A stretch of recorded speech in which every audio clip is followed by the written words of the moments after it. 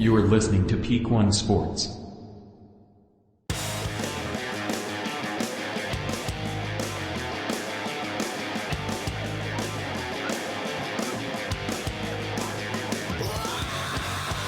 Welcome to the Peak One Sports Network Fight Night Preview. Although that the name of the show is very accurate, it's too many words. I feel like we need to come up with just a name for the show now. You know what I mean? Saying all those words. Oh, it should be like a fight move, like clinch or something. We'll think about it. We'll think about it. Yeah. Anybody in the comments has any ideas for what the name of the show should be? Drop them. Sound off in the comments. You ever see those like TikToks or like those reels where the people just have like a ring light right on their face and it's like, yeah. Can you believe that so and so was caught out having dinner together? Sound off in the comments. Oh, like that's how we should be about MMA. Like Conor McGregor accused of sexual assault at the Miami Heat game. Sound off in the comments. Let us know what you think. I honestly think that's a ploy to get him to give him a valid excuse to drop the 48-hour USADA entering. Well, let's get right into it. Let's just go right into it. There's quite a few news items to talk about because just like last week, this card ain't it's not one that's going to knock your hair back. So it'll be a real quick breakdown of this card. So, but there's plenty of news that went down this week. We can start right with Conor McGregor, right? I mean, he's at the NBA an NBA Finals game in Miami. They bring him in to knock out the mascot, and then they make this big buzz about mascot goes to the hospital after Conor McGregor knocks him out. And it's just like, what? Does anybody, like, people were reporting it as if he really needed to go to the hospital. And it's just like, this is all made up. Yeah. Like, what? Like, what? Like, I don't understand. Oh, gosh. Felix. Oh. Hey, it's okay, dude. Oh. You have your own personal cameraman. Yeah. There. All right, we saved it. All right. No, like, well, isn't he's supposed to be generally like training right now, getting ready for fight camp, and like he's getting out ready to fight freaking Michael Chandler. Michael Chandler. That ain't happening though. I mean, you called it before the first episode of The Ultimate Fighter, but it's just becoming more and more apparent day by day that he is not only is he not fighting Michael Chandler, I don't think he ever fights again, maybe. No. Yeah, and honestly, like, what is it? It's Thursday today. Once I find out, like, once we get the news that Conor McGregor's not fighting, I'm not watching Tough anymore. Right, and we were just alluding to at the beginning is like now today on Thursday he's been accused of sexual assault again at the Heat game that he knocked that's two crimes. He assaulted the mascot and assaulted somebody else in the bathroom. That's two assaults in one night. Yeah, and like you said, this is probably a ploy because again, what that came out today too is that he's got one more day to get back in the USADA testing pool. Yeah, and honestly, like watching the first 3 episodes, like of Tough, like they replayed the same training footage of Conor, just kind of a different way. Right, like that same what is it? Right hook that landed on Conor in the training footage is being played again. So that leads me to say that maybe Conor shows up once a week. It's once a week or maybe once period for training. Yeah. Because as the training goes on, like the way these shows are cut together, I guess I have to explain it to some people because I had to explain it to Joey on the damn sports show this last week. Is that it's a reality show, okay? Just because it's a reality show, it's not like things used to be where they were doing it right now and it's live. Like no, they recorded this 6 months ago, and then the finals are live, right? Yeah, the finals. And then the fights that you're seeing on a weekly basis, all the fights in the first round took place in 2 days, right? And that's just, and then they cut it up, and they want you to think a fight's happened. They did this fight this week, and then this fight next week. It's like no, these guys were there for a couple weeks. They trained, and then they all fought on the same 2 days. made the second round, and then they train for another whatever week or two, and then they have another 2 days of fights or 1 day of fights. So from looking at it and what I know about video editing, which is, I mean, I've been doing it since I was in high school. So it's like, it's really easy to fool someone that's just watching your video as far as what's happening and when it's happening, right? Like you use reaction shots and you use different things. Conor McGregor, obviously, because the fights are all happening on the same day so far, he's got the same fucking suit on, right? So this is all 1 day he had to show up to watch those fights. He's not in the corner. He's not in the ring. He's not putting ice packs on his fighters like, you know, like Michael Chandler is. He's just off to the side in his suit yelling shit. Just in the back, like, you did great, man. Wait for the next one. So, right, like, exactly. Yeah, so I think you're right. I think he showed up on the day that they picked teams. Yeah. Right? I think maybe that week sometime during the first week of training, he showed up 1 day for a couple hours, enough time to get a bunch of cut footage. You know what I mean? Mm-hmm. And like, and it's also too, is like, even if you see him in some different fighting shorts, like they can just tell him, hey, wear these ones right now. And then in an hour, give him a different pair of shorts and say, hey, put these ones on right now. You know what I mean? Like, there's all kinds of tricks that they use. That motherfucker wasn't there. He wasn't wearing the same. He wasn't wearing different shorts. They were the same. No, it was the same. It was the same. I'm just saying they're not even going that far. But I'm just saying, like, if next episode in the training montage he's got a different pair of shorts on, it's like, that don't mean shit either. Like, that dude wasn't there. He was there for 2 days probably. And we all saw during the time of filming, like, it was a shit show. Like, he was constantly getting into shit, you know, during the time, during filming. And people have forgotten about that now, but not, I remember seeing it every day. Like, there was something else he did. Yeah. So or maybe it wasn't, like, they're just like, it all happened in the span of 1 day, and they're just like stretching it out. Yeah. And that's the thing. It's like, you don't want to be cynical, but it's like, dude, we're talking about internet media, and then on top of that we're talking about MMA internet media, which tends to be some of the weirdest, shadiest, clickbaitiest shit you could ever you know. This is supposed to be the shit show of the shit, and like, it's not.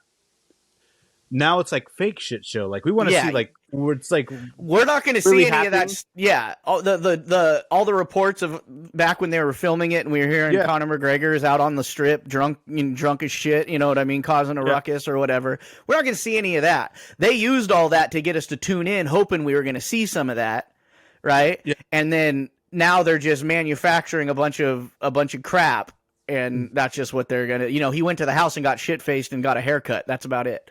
Like, I also, because like even the ratings, like, they released the ratings on the first 2 shows, like, they weren't that great. No, like compared to like what Conor and like what he brings.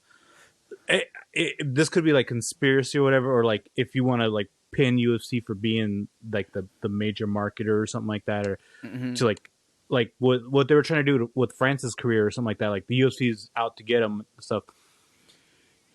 I'm going to say it, but I don't believe it myself. But since Conor's dropping the ball on this fight, now the UFC media team is going to start unleashing more things on, like, to get Conor in trouble, or like, right, or like now this assault allegation, like you said, like, oh, here's another reason for him not to get in the USADA pool, or get an exemption, or get whatever, you know what I mean? Like, it's just a little too, you know, suspicious, you know what I'm saying? Like, that it's all happening in such a timely fashion that he's getting so many excuses to not actually live up to what they've been telling people for the last year or whatever. Yeah, I know. So I guess we'll see what happens next week when we find out what happens, you know? Right. Well, and the thing with him is, like, he's a cash cow that the UFC, even though he's not fighting, the UFC still kind of figures out way to milk his popularity into eyeballs. You know what I mean? It's like they couldn't do that with any of their other big time cash cows, right? Because like Brock Lesnar, let's say, was the first kind of crossover superstar, you know, in the UFC. But when he was done in the UFC, he went right back to the WWE. So the UFC couldn't use him anymore as, like, maybe he's coming back, maybe he's not, or maybe he doesn't owe them any, like, maybe Conor still owes UFC something, and because everybody else is like screw that. Like, right. no. Ronda retires, Brock retires. John's bad business, so you don't even really want him repping your company. Like, let him go. Like, we don't want it to deal with that. Like, yeah. R2's like, please, just stop. Yeah, John Jones is not a part of the UFC until he fights until he steps inside the cage. You know what I mean? But Conor, and that's the weird thing too, is like John Jones obviously done some pretty shitty things, right? And a lot of them directly related to alcohol abuse, I would imagine, right? And Conor McGregor, although I mean he owns a booze company and obviously he's likes the booger sugar a little bit, but like I don't think Conor is like an addict. I think John Jones is a straight up alcoholic, right? Like his behavior is straight up alcohol. Conor just seems like an asshole. Like he's everybody loved his story because he was he was on freaking welfare or whatever, unemployment or whatever the fuck he was on. And then he went and fought in the UFC and became the biggest thing, blah, blah, blah. And it's such a great story. It's like, yeah, but that doesn't make him not a dickhead. Like, even when he was he was just a broke dickhead. And now he's a rich dickhead, which is worse. Like, yeah, I still haven't watched that. I refuse to. What's that? With the documentary. Oh, yeah. No, I haven't watched it either. I just think about it a lot in that, his story, it was kind of what brought, it wasn't that he was a good guy. You know what I mean? Like George St. Pierre is a good guy. So he's, there's guys out there that are champions that seem like, Volkanovski seems like a really nice dude. You know what I mean? Like Conor McGregor does not seem like a nice dude who's just a rag to riches story. And yeah, we love this guy. It's like, no. That story got him to the dance. Now he's just a rich fuckface. And it's like, I mean, because like John crashed a car into a pregnant lady and didn't help her out and ran away and things like that under the influence. Conor McGregor punched an old man in a bar for not drinking his liquor. Yeah. Like, you know what I mean? Like, I don't know. Like John, like you could tell like he didn't want to do, like that wasn't his plan, right? But his bad decisions. And he's an alcoholic. You know what I mean? That wasn't a malicious act, right? John he could blame it on the alcohol, and like just simply negligence. And it was self-preservation, right? He didn't maliciously say, I hate this pregnant lady. I'm just going to leave her here hurt. No, it was, oh my God, I'm in so much trouble. I need to get the hell out of here. It was self-preservation mixed with his alcoholism. Conor McGregor does things that are like malicious. He throws dollies through windows and he punches old men. You know what I mean? Like, you know what I'm saying? Like, there's a little difference. It's like crashing a pregnant woman and not helping her out is yes, that's terrible and egregious and horrible. But it's like, I think most people would flee in that situation if you're drunk and in what, like you said, it's totally different than walking into a bar, offering an old man a shot of your whiskey and him saying no and you slugging him. You know what I mean? Like you're basically slugging an old man because he doesn't like you. You know what I mean? And it's like, okay, all right, and then like, I don't know. John's probably a dickhead too. But there's like a difference in like this persona, I think, you know what I mean? And like, John's been out of the, for better or worse, John has been out of the news for a very long, longer than he's ever been. So maybe he's got a grasp on his problems, you know what I mean? Maybe he's trying to put his shit back together. But it's like, Conor is just thriving on problems, you know what I mean? Problems are cursing John Jones's career. Problems are making Conor's career thrive. You know what I mean? So it's like, it's so bizarre. But anyways, that's my rant. Yeah, we'll see what happens, because if they said, oh, he's going to get an exemption, we're not going to hear about him fighting Michael Chandler until probably days before the fight actually happens at whatever UFC that is. Honestly, like at this point, I feel like there's a better chance of Conor McGregor fighting Francis Ngannou than anybody else in the UFC right now. He himself has disappeared from the media. Oh yeah. Last time I heard it was Deontay and Francis are in talks, and everybody's like, I'll believe it when I see it. Well, and that's the thing. The thing that makes me think that that's not a real thing is that Deontay came out and said that he was interested in that, and then at that PFL event last week, Deontay was there, right? Yeah. Why wouldn't your newly multi-million-dollar signed athlete who is trying to get a fight with one of these professional boxers not be at your event. Yeah. And then you could put them in, they could square off. Or even if you're not going to square them off, you could show them on camera. Yeah. Oh, here's Francis. I don't think it's happening because that's the perfect media, like that's just that's a perfect opportunity right there. You know what I mean? For promotion, if it's really something that might happen. Maybe Francis is too busy setting up PFL Africa. In his dashiki? Yeah. He's wearing dashikis now? Yeah. I'm like, I mean, I don't want to come off as a racist, but it's like, I never saw you in a dashiki before, Francis. Yeah. Like, so we'll see how that goes. But honestly, like, I have no, I might watch Tough, but I'm not going to be like, oh, Tuesday night. Like, right. Be well, like, because the like, fights are horrible. To do anymore. Yeah. It's all one-sided, man. Yeah. Connor's best guy got smoked. Yeah. And so, I mean, gosh, like, well, and that's what I mean. If I could think like, oh man, I want to see these matchups, then I'll fast forward through the reality show part of it. Oh, never mind.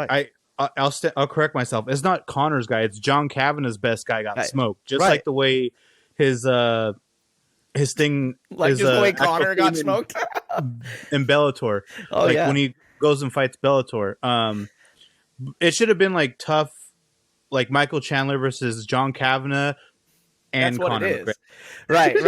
That's because that's what it is. Because you could see Chandler is actually kind of there's although I haven't always been a huge fan. Like the reality show side of Ultimate Fighter has not been great since fucking Jesse what's his face kicked the limousine window out. You know what I mean? Back like after that it's all been manufactured. That was the last real thing that happened on the Ultimate Fighter. Because when that happened, it was a problem. You know what I mean? So like ever since then, the UFC has made a point of putting a lid on where these guys are allowed to imbibe alcohol, which is just in the confines of that home. And then they control it a lot more. So the reality show side, you're not seeing Chris Lieben put his head through the wall anymore. You know what I mean? Like, let me bang, bro. That's not fucking happening anymore. Like they water it down so much. It's crazy. They're probably like, if anything comes to like a scrap inside that house, probably people will just come in, like secret doors open up and they're like, all right. And that's the thing about the Ultimate Fighter is like, there's always one good scrap in the house. And it's like, if there isn't one this season, then it's Mickey Mouse's fault. Like they're basically like ESPN's like, we're not Jerry Springer here, like, you know what I mean, kind of a thing. Yeah. So it's like they've probably just watered down any. And I'm not saying there wasn't drama in the house, but I don't think we're gonna see the best of the drama. Like, see, I'm a reality show hack from way back. Like, I'm season 1 Keeping Up with the Kardashians guy, all right, and like, so I like a good reality show, but I don't think Ultimate Fighter is really that anymore. So I just tune in for the fights. The fights suck. And like you said, once they tell us McGregor and Chandler aren't fighting, then we're not looking into that. We're not looking in to watch it for fight hype anymore. You know what I mean? Yeah. Like, it's going to really kill it. And it's already the ratings are dropping every week as is because the fights are so one-sided. Yeah. I think it was really dumb to split up the prospects versus the veterans. Who it was Connor. He wanted the prospects. Yeah, no, you're right. Connor was the first choice, so like immediately like shot himself in the foot. Because like pretty much, I don't know, like maybe his mindset was like these guys are gonna have something new because generally the veterans are like sprinkled out from the time that he rose up. So like that's like the people that generally would probably beat in his run, you know. So.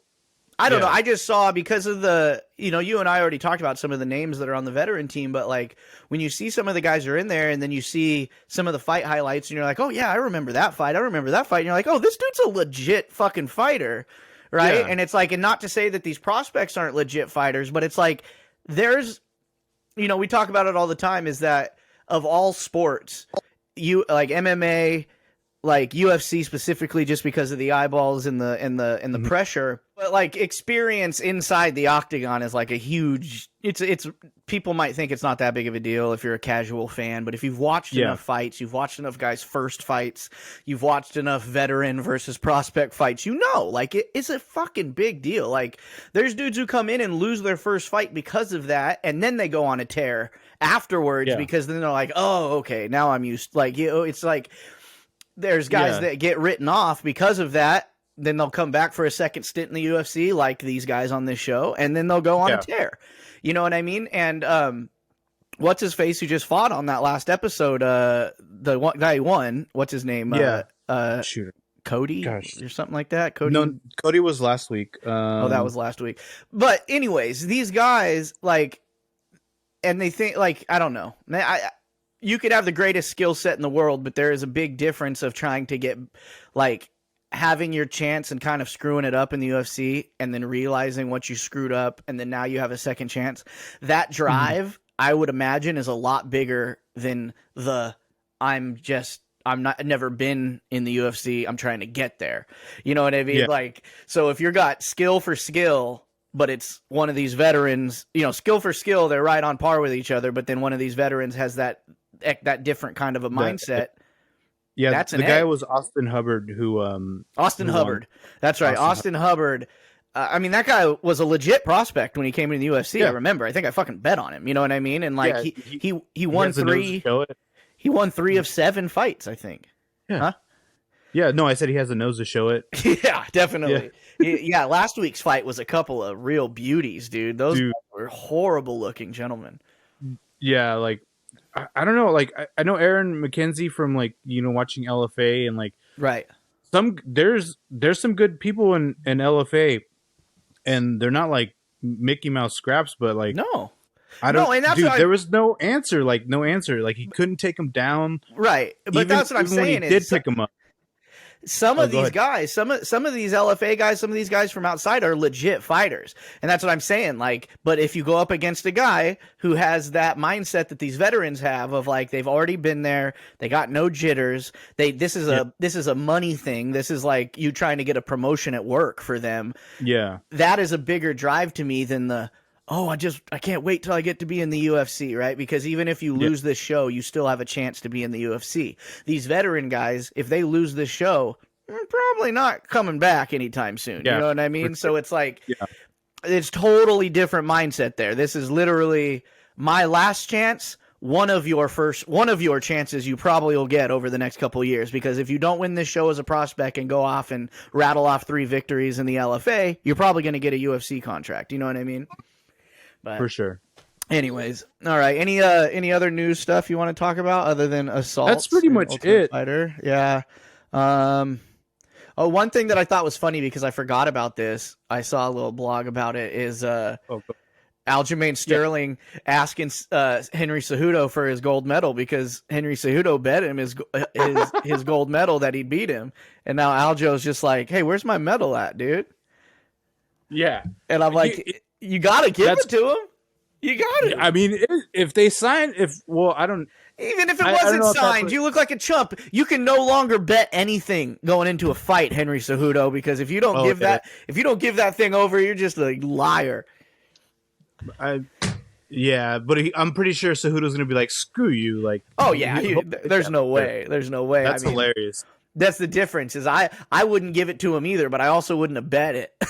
Yeah, no. Even if you didn't earn that. Even if I thought I was going to beat him, I wouldn't bet it just because you never know. But yeah, what else do we got here? I'm just looking down some of the new headlines here. Anything that they dropped that poster for Strickland Magomedov. That's going to be a good fight. That's going to be good. Oh, there's another fight that's happening that's not MMA, but it's going to be they're trying to get it. As if you know who Gordon Ryan is, Gordon Ryan, hell yeah. But isn't he recovering? He just got out of the hospital. He looks like a shell of himself. Yeah, but Khamzat is trying to get a grappling match with him. Oh, that would be fun. That would be fun to watch, dude. Yeah, I mean, Gordon, did you see those pictures of him, like the before and after? Yeah, he was super swole and then like just drained just because he's Dude. not able to eat. And I mean, I'd take that sickly body of his any day of the week. But I'm almost there. I wonder how. Well, not really. How long it'd take him to get back in fighting shape. You know what I mean? You know, most of the time it's just that those pictures are just the pump, like just from after working out. So like, you know, it is like, but yeah. that would be cool though. Yeah. Because they're not giving, for God's sakes, they're not giving Hamzat a fight. Like, what the hell's going on, dude? Like, dude, I think he keeps I think they want him to fight at a lower weight class or something, or he just has really bad management team. I don't know. Well, I don't know. I feel like, because at the beginning I was all on the UFC side because it felt like he was just not wanting to fight the people that they wanted him to fight. But then now it's been so long and he's been putting out so much shit like, why can't I get a fight? Why can't I get a fight? You know what I mean? And the UFC doesn't even talk about him. Like, you don't see anything about any more of Dana White at a press conference saying that we're looking at Hamzat and this or the, you know what I mean? Like, or nobody wants to fight him. I don't know. Maybe that's the case. Like, but God, you feel like, I mean, the thing about the UFC is like, it's easy to keep secrets in a lot of like sport leagues, you know what I mean? Mm-hmm. But in the UFC, like, Dana White is such a loudmouth blowhard. Like, he has a really hard time not calling out fighters when they're turning down fights. So it's like, I feel like we'd have heard about like, so-and-so doesn't want to fight Hamzat, like, you know what I mean? And it's like, we offered Hamzat this fight and he said no. Like, I feel like we'd be hearing about that shit if it was happening, because he can't help himself sometimes. Yeah, like, he's immediately like, and then the fighter will come on like a couple days later and make a post and like, right, I signed the contract. What the hell? Right. And we're not getting any of that. So I'm just like, what is going on? And the fact that Hamzat's looking for this Gordon Ryan thing makes me think like, shit, yeah, seems like he's ready to go, wants to go. He's trying to, because that's another thing is like, that's a long time out of competition. I don't care how good you are, you know, like, are they trying to make him worse so he loses? Like, just like hold on to him, wait till he like goes a little past his prime. Right. I don't know. It's very bizarre, but I like watching that dude fight. So if it's got to be a grappling match against Gordon Ryan, I'd like to see that. Yeah, I would like to see that too. All right. So we'll be looking out on that. We'll keep you posted. But we got another Apex event coming up this week. It's so funny. Like, I think you want to just talk about last week's card real quick, or wait, which card? Last week's card. Oh yeah, for sure. Let's do it. So, yeah, I just went over. So on the Bungalow Sports Show, the only fights I talked about were the co-main and the main, and I mostly just talked about how for the first time, even though I've given up betting because I decided I was losing too much, I had a loser first. This last weekend is every bet I placed throughout the entire day lost. I didn't win one single bet the entire day. Not even like nothing. Not even one little money line thing or anything. I won a couple, but like it didn't matter in the end. But shutout completely. Shutout, yeah. Like I'm not really upset about that, which is good because that's the whole reason why I tried it again. Yeah. But that card was so terrible. It was bad, you know. Every fighter that won, besides Zahabi, maybe Zahabi and Burial, because those are the guys that are tested. I don't know who Mike Malone is, but like they're immediately going to lose their next fight, most likely. Right. No, that night was only good for Canadians. If you were a Canadian fan, that was the only thing, because it was in Canada and all the Canadians won. They went 6-0. Alexis and I, we used to be big theme parlay guys, you know, and it was the Canadians themselves that knocked us off that train because we did a Canada parlay and it screwed us. So we said no Canada parlays, and then what happens? No, and it wasn't even the last fight; it was the first one. Like, boom, done. But anyways, the card. I mean, although everyone said it sucked, and I tried to talk myself into it last week, it did not. It did not impress whatsoever. I wanted the Charles Oliveira fight and the Beneil Dariush fight to be a little more like back and forth. Yeah. You know, not just completely one-sided the way it is. And Charles just ate his lunch, and it's just another one of those times where it's just like, I feel like I should write a apology letter to Charles Oliveira. Right?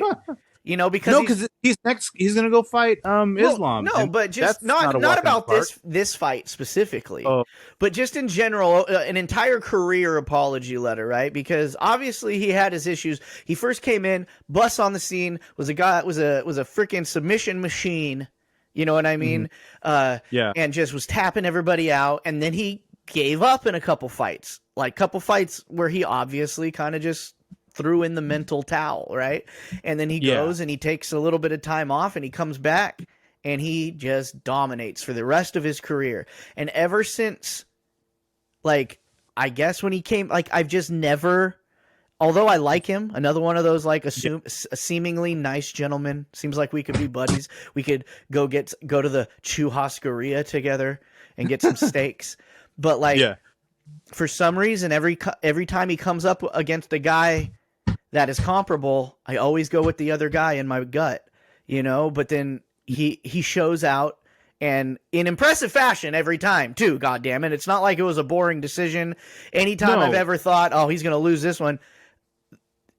He just full on arch. And Dariush is one of those guys where it's like his skill set itself, like highlight wise, isn't going to blow your hair back, but he's good at every single thing in MMA. And he's one of those notorious, just cinder block head guys where he just, you know, and just keep going, you know what I mean?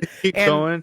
And that has been a big asset to his career, right? Because his experience and then his skill, once he he can lure people into a dogfight, right? Because he'll get punched a couple times and give somebody some confidence, and they'll come in trying to throw, and he'll knock them out. You know what I mean? Yeah.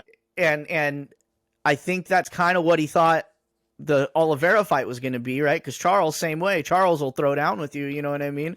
And Charles came out and he threw 2 punches, then that first head kick, and just rocked him right out the gate. Yeah, I was like, oh my God. And then Beneil, like, usually when that happens with Beneil, he'll like go balls to the wall too. Like, I don't know what fight it was against, but like he won that one. Like he got stumbled and then started throwing back and then ended up winning the fight that way. Yeah. So yeah, it was unfortunate. It was unfortunate, but you know, I kind of did some mental math, right? Because I was feeling real bad because I was like, damn, dude, Beneil never got that title shot. Now he's probably never gonna get it. You know what I mean? And like, you know, one of the longest lightweight win streaks ever. You know what I mean? Like, just such an impressive guy. Again, nice guy. We talked about that. He's a nice guy, not an entertaining guy, which is why he never got a title shot. And but the mental math that made me feel a little bit better for him is that if he got a title shot when he first deserved a title shot, it would have been against Charles. Right? True, yeah. And Charles would have ate his fucking lunch back then too. Like, and obviously, right? Because it was just like, Dariush also isn't one of those guys where you can chalk it up to, you know, he froze up under the big lights. It's like, no, like he's not that kind of fighter that he's on an 8-fight win streak. Yeah. He got blitzed, dude. And there was nothing, which is like better for him because it'd be like he caught him and he just kept going, like he couldn't recover. Right. And the next fight, the Amanda Nunes, which I did want it to be a hard, grueling fight, but not that way. You know, she just beat her brains in, dude. And Irene Aldana that's gotta be, I didn't look it up, I probably should have, but if it's not number 1, I bet you it's top 3 in least amount of strikes thrown in a title fight. She had single digits in all but 2 rounds. I think round 3 and round 5 she had hit 10. Like, and like a lot of people are like, oh, that's set up. Like, it's not. Like, everybody knows that feeling. It's like that feeling, like you're shocked, right? I would say, like, normal people to like maybe connect themselves to that feeling is like you're in a dream and you try to run. Oh yeah. And it's not working. Like, that's what she was in there. She threw that combination, the right hook that landed right on her chin. Right. And usually that floors everybody. Right. Everybody gets floored, and she stayed there. And not even stayed there. It was like you didn't do anything to her. Oh no, wait! It actually stumbled her. She did back up. Well, she backed up, but I think it was more of a not like a knock, like a equilibrium backup. I think it was more of a I'm going back because I'm getting punched, and also like kind of more of an off balance stumble backwards trying to get out of the way as well, kind of a thing. And it just looked weird because Amanda just got right back. She got right back straight, and then it was like it never happened. And I don't know. I was thinking about it a lot, and I think having Charles in that fight before is a good example of like I was trying to explain to Joey is there's like a difference. Like there's been a handful of fighters. I don't even know if there's been 5 of these fighters where dominant champion is one thing, but when your skill set is so far and away above most of the people you fight, even if you're an up and comer in that weight class and say, I want that title shot, I think I can beat that guy, I'm ready to be the best in the world. Once you're standing across from that human, maybe it takes a punch exchange. Maybe it just is the intro. Sometimes it doesn't take anything. We saw it with Anderson Silva. We see it with John Jones. We see it with Amanda Nunes, right? Where these fighters, they just freeze in a way of like, I'm not calling them scared. It's not that at all. It's just like a holy fuck, I've never fought anybody this good before. And like, I had that feeling one time in my life, right? Okay. When I was in high school, I was a very proficient high school wrestler. Okay. And if you don't know about like wrestling, there's collegiate wrestling, which is like high school and college and stuff like that. There's freestyle wrestling and there's Greco-Roman. Those are your 3 main types. I mean, collegiate, they would call it folk style, right? It's like in that one, there's no throws. In freestyle, it's anything, you know what I mean? In Greco, it's all throws, right? So I was really good in high school and under that rule set, right? I learned how to be really good at it. But during the summertime and in the off time, I would get my USA Wrestling card and I'd go around to different high schools and go to these tournaments during the summer and like, or whatever, just to kind of hone my skills under a different set of rules. Yeah. And the first tournament I went to was in Merced, and there was this kid that I ended up, because I was like I'd never been to a freestyle tournament, so I was the last seed. I was the last seed, right? So I fought the number 1 seeded guy, right? Which they have a ranking. They have a ranking system, you know what I mean? But I was in my head, because I was dumb. I was in high school. It was just Merced. It's the piece of crap town that's 3 towns away. You know what I mean? It's like an hour away. I'm like, who ranked number 1 at a Merced tournament? But this is before I realized that like the best wrestlers come from podunk towns. Like the best wrestlers in California come from Clovis and Bakersfield and shit like that. You know what I mean? And this kid was from Clovis, and but that was before I even knew what that meant. And if you're a high school wrestler in California out there, or where, you know, when you see the word Clovis or Bakersfield next to someone's name, you know you're fucked. Yeah. You're just like, fuck. And God, so, but this kid, and he comes out, he's got his custom American flag singlet, and he was much younger than me. I was probably like this loser with this. I was probably 16. Like? I was probably 16, and he was probably 14. I mean, I say much younger, but when you're 13 to 16 is a big range and it comes to like physicality. And so he's probably 14. And this kid, so there's a thing called a tech. That's like a mercy rule in baseball or something like that, where when you're beating someone by a certain number of points, they just stop the match. Yeah, there's like, and then wrestling, they call it a tech. This kid teched me in 30 seconds. And so in freestyle, you can do a thing, you can do alligator rolls. So basically, anytime you make your opponent's shoulders roll, like shoulder to shoulder over the mat, it's 2 points, right? Like a takedown. Yeah. And we go to tie up, and he was so skinny and shit. So I was just feeling myself, right? And we go in and we tie up. And when his arms got around the back of my neck, I was just like, oh no, like, cause it was just the weirdest feeling. And he got me in a front head and arm, like had a head and arm lock, like basically like a headlock you'd get your brother in, you know, but with my ass sticking away from him. And he just hucks me to the ground, keeps the headlock, and they call it an alligator roll. You just kind of like you're peeling that elbow under for like a Darce choke, but you just roll. And he just rolled across the mat 6 times, dude, and I was done. Fuck. It was the most embarrassing moment of like my high school sports career, and thank God it wasn't in like a school related thing, right? It was in my dad was the only one there, and he was just like, oh fuck, because like I wasn't bad, you know what I mean? Like Yeah. I didn't drive to Merced to go get my ass kicked, you know what I mean? Like I was a good wrestler. I had just never wrestled. I didn't even know that was a thing, right? Yeah, The rolling thing. basically doing well. You're in the different like freestyle event. Well, yeah, that's the so like the off season from school. Like the only place you'll wrestle folk style is usually just in school related things, right? Oh, It's kind of a safer version because you can't get tossed on your head. There's not a lot like it's a safer version, but they do freestyle and Greco in the Olympics. Like that's what you watch in the Olympics. So that's the real shit, and I just wasn't ready for that life, dude. And oh damn, yeah, it was nuts, dude. Like people get fucked up a lot. Like my buddy Tim went to a tournament in Las Vegas. He was my buddy Tim was like way better than me. He had been he came out wrestling the umbilical cord. So like by the time we got to high school, he was really fucking good. So he was going to these high level tournaments in the off season. I didn't go to the travel ones. I went into all the driving distance ones. You know what I mean? Yeah. And he went to a tournament in Las Vegas and got freaking souped, a belly to back souped right on his freaking head, fucked his neck all up. It's probably still fucked up to this day. Like you go to these tournaments and it's like, if you're not used to that, like we were high school wrestlers. We weren't. Yeah.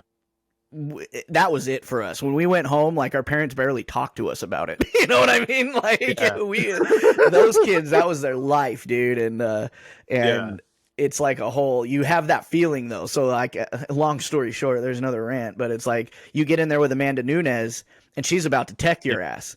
Like, like, and you punch her the first time and it does nothing. And then she hits you and you go, oh, I thought I had power. You know what I mean? Like, and to credit Irene Aldana, she kept fighting.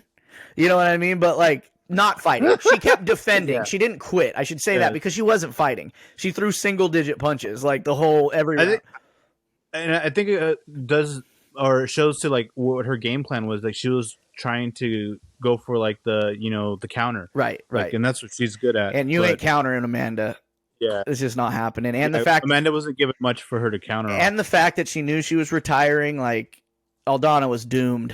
You know what I mean? Because that's like your and I's only like justification for giving Aldana a chance to even bet on her was the fact that Amanda Nunes is wanting to retire. She's got 1 foot out, as people say, and then Irene Aldana's got knockout power. So it's like, okay, those two mixed together could be a good bet, a good underdog bet, but.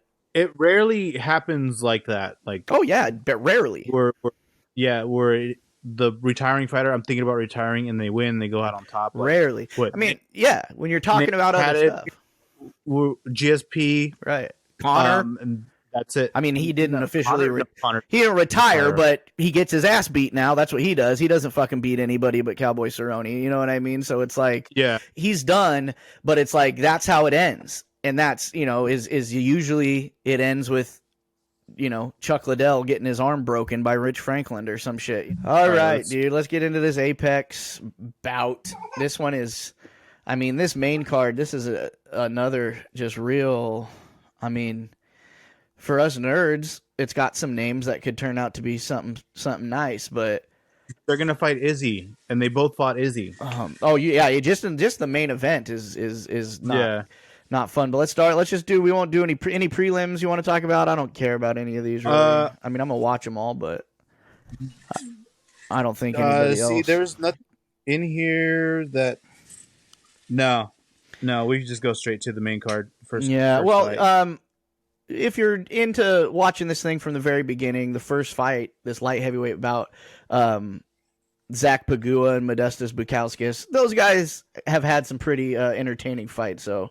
Tune into that one if you want. That guy Zach lost to what's his name? Gosh, he just Kamaru Usman's brother. Yeah, his last fight. Yeah, he's coming off. Yeah, took second place in the Ultimate Fighter. But okay, let's go. We got our first main card bout. We got Nicholas Dalby versus Muslim Salikov. Who do you like in this one, man? This is Muslim Salikov, dude. This guy's like 243 years old in fight years. I know. This guy's still beating dudes, man. What is it? He went up against who was it? Ion Cutelaba. Yeah. And Ion Cutelaba was supposed to win that fight. Yeah. Just freaking starched. So yeah, dude, this Sambo guy, Muslim all the way. I think so too, man. Nicholas Dalby, he can be an entertaining fighter if you give him the right opponent, but Muslim's gonna grind him out, probably finish him with a TKO or something. Next up, we got lightweight bout: Manuel Torres, Nicholas Mata. Damn, they're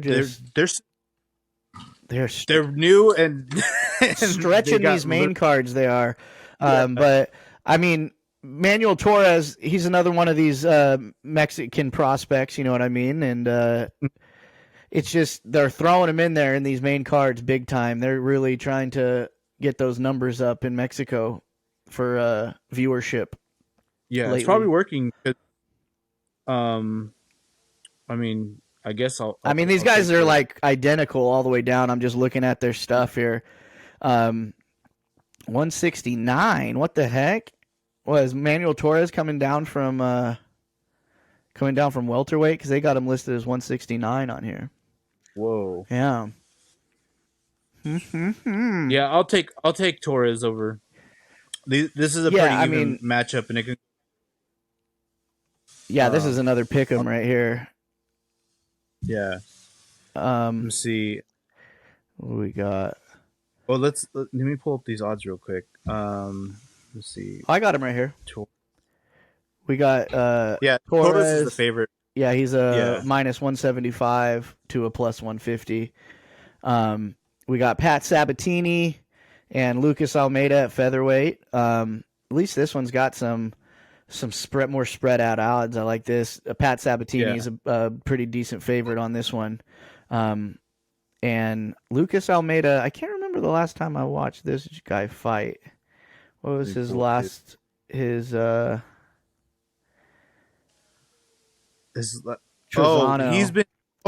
He's been in like these canceled fights in the past. Yeah, he's had a bunch of reschedules. He fought Mike Trezano. That's a while ago. I don't know. I feel like I feel like the odds are right on this one, though. I think Pat Sabatini wins this one. Yeah. All right, Pat. Let's go USA. Right. You go, yeah. When all else fails, go USA. We got a middleweight bout: Armin Petrosian, Christian Leroy Duncan. That's quite a name from the UK. Christian Leroy Duncan. I think this guy came from PFL. Christian Leroy Duncan. Yeah, I believe so. They don't have any odds. I don't see any odds for this one. Do you see any odds for this one? Yeah. Let me pull them up. Let me see. Petrosian is plus 130. Okay. And then Christian Leroy Duncan is negative 155. All right. Wow. Okay. They don't got a lot of. I would not do that. Petrosian's legit, dude. Like, come on. That's what I was just gonna say. I'm like, those odds don't seem right to me. But I guess it's just Duncan's on it.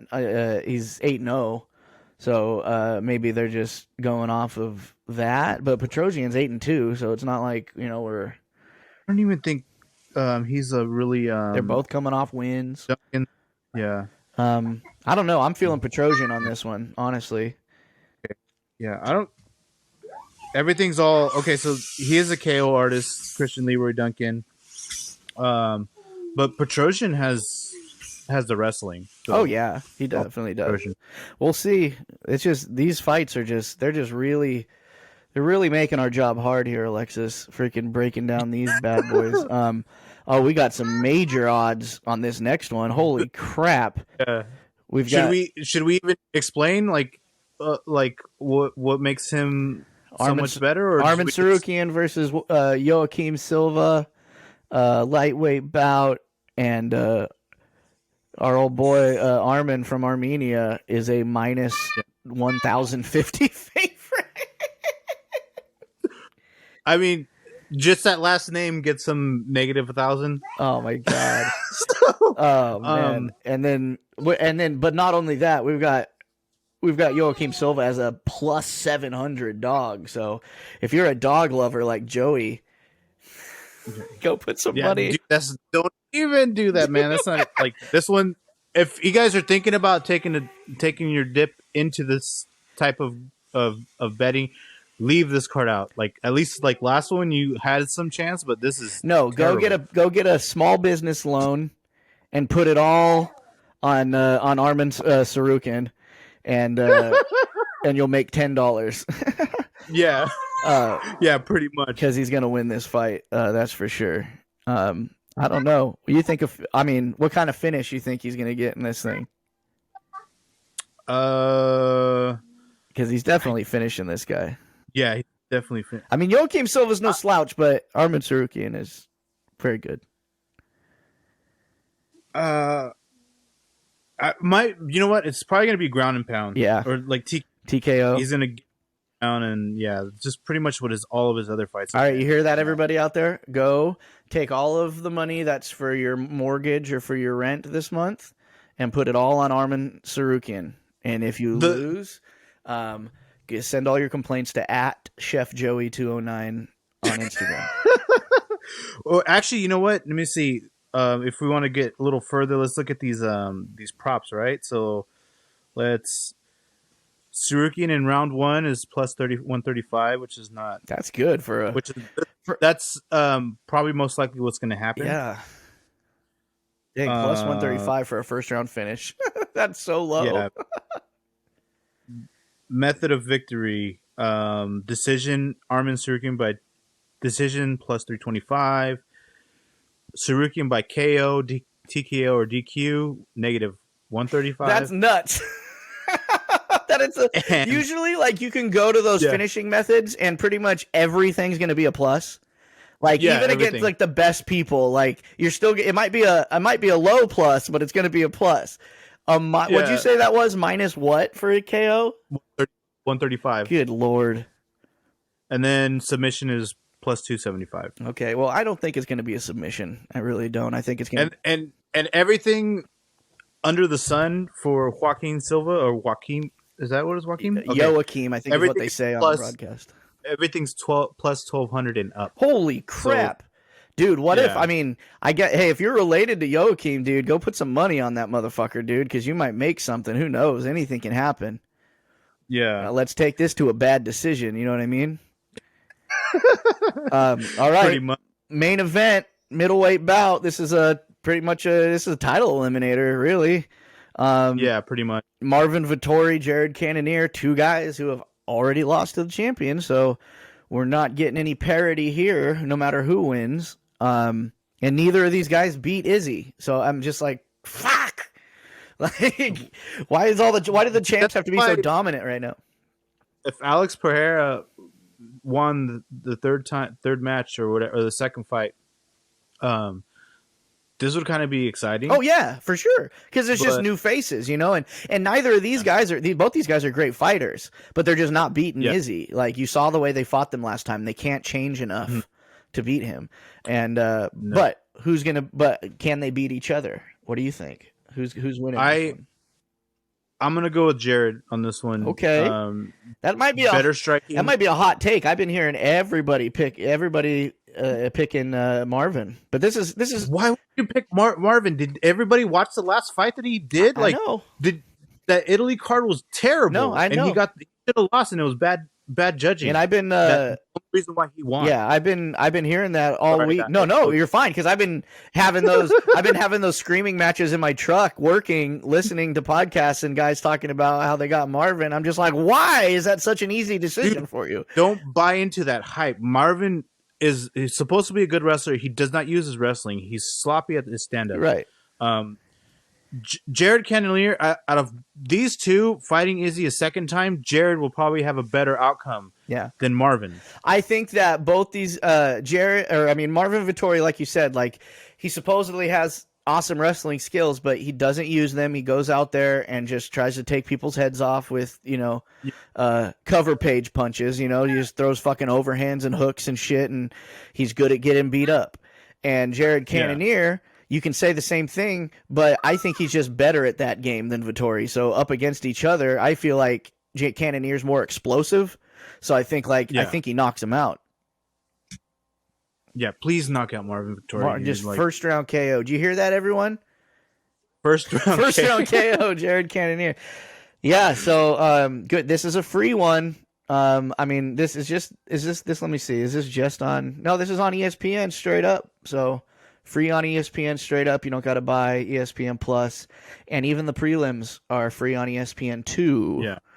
I still think Jared Cannonier has a lot to show us more than just that one fight. Oh, yeah, and he's one of those guys where it's like he started at heavyweight, right? And he's worked his way down to middleweight, and so it's kind of like his career. He's been around for so long, you want to feel like he's washed, but it's like no, his career didn't really start till he got to middleweight, because that's when he's at his optimal athletic weight. That's when he started fighting differently, started fighting smarter, more technical, because he could move better. All those type of things, and I mean, they're both. Obviously they're 3 and 4 in the world at middleweight, so they're Marvin Vitori's no slouch, but he is. He's becoming quite a slouch, if you ask me. I mean, I'm just saying. There we go.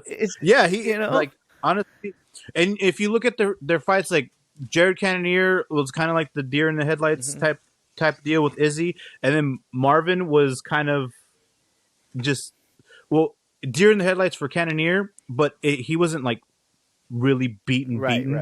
Not like Vitori was against Izzy. No, Vitori was a straight up beat down. Cannonier was just he was just a 5-round beat down. He was just not the better fighter that night with Cannonier. Yeah, but we'll see how this pans out, and then see what freaking shitty title fight we get here. Cannonier KO. They're just Cannonier KO, and then put a future bet on him KOing Izzy. I wouldn't do that. No, definitely not. But all right. That's enough. All right. That's enough. All right. Thanks for joining me, buddy. Yeah, no worries. And I forgot to mention it. We're gonna do a live fight companion style show on YouTube, live on Peak One Sports YouTube channel on July 29th. UFC 291, Gaethje Poirier 2, which is kind of the perfect fight, I think, to do one of these, do a fight companion to, because it's just going to be a knockdown, drag out thing that we can just sit here and make funny comments the whole time. So, we'll do some July 29th, put it on your calendar. But other than that, watch the fights this weekend, and we'll talk to you next week. Yep.